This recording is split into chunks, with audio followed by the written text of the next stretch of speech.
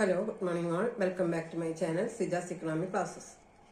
അടുത്തായി നിങ്ങളോട് ഞാൻ ഡിസ്കസ് ചെയ്യാൻ പോകുന്നത് graphical representation of the central economic problems with the help of the PPC. PPCയുടെ സഹായത്തോടെ നമ്മുടെ രാജ്യത്തിൻ്റെ സാമ്പത്തിക പ്രശ്നങ്ങളെ, കേന്ദ്ര പ്രശ്നങ്ങളെ എങ്ങനെ സോൾവ് ചെയ്യാം എന്നുള്ളതാണ്. അപ്പം ഇതിൽ നമുക്കൊരു രണ്ട് കർവുകളാണ് വരുന്നത്. ഒന്നാമത്തേത് PP എന്ന് പറയുന്നത് ആദ്യത്തെ ഉൽപാദന സാധ്യത വക്രം, PPC കർവ്. P' എന്ന് പറയുന്നത് രണ്ടാമത്തെ ഉൽപാദന സാധ്യത വക്രം.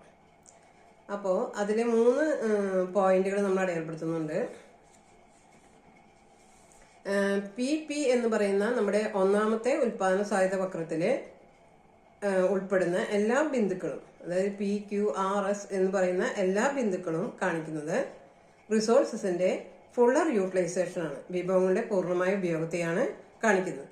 അതുപോലെ തന്നെ അതിന്റെ ഉള്ളിലൊരു പോയിന്റ് കൊടുത്തിട്ടുണ്ട്, U എന്ന് പറയുന്ന ഒരു പോയിന്റ് അടയാളപ്പെടുത്തിയിട്ടുണ്ട്. ആ പോയിന്റ് എന്തിനെയാണ് കാണിക്കുന്നതെന്ന് ചോദിച്ചാൽ അത് എന്താണ്, അണ്ടർ യൂട്ടിലൈസേഷൻ ഓഫ് റിസോഴ്സസ്, വിഭവങ്ങളുടെ അപര്യാപ്തമായ ഉപയോഗത്തെയാണ് കാണിക്കുന്നത്. P' എന്ന് പറയുന്ന അടുത്ത ഒരു PPC കർവ് നമുക്ക് കാണാം. ആ കർവിൽ കാണിക്കുന്നത് എന്താണ്, ഗ്രോത്ത് ഓഫ് റിസോഴ്സസ്, വിഭവങ്ങളുടെ വളർച്ചയെ കുറിച്ചിട്ടാണ് ഇതിൽ പറയുന്നത്. അപ്പോൾ അതിൽ 2 വക്രങ്ങളുണ്ട്.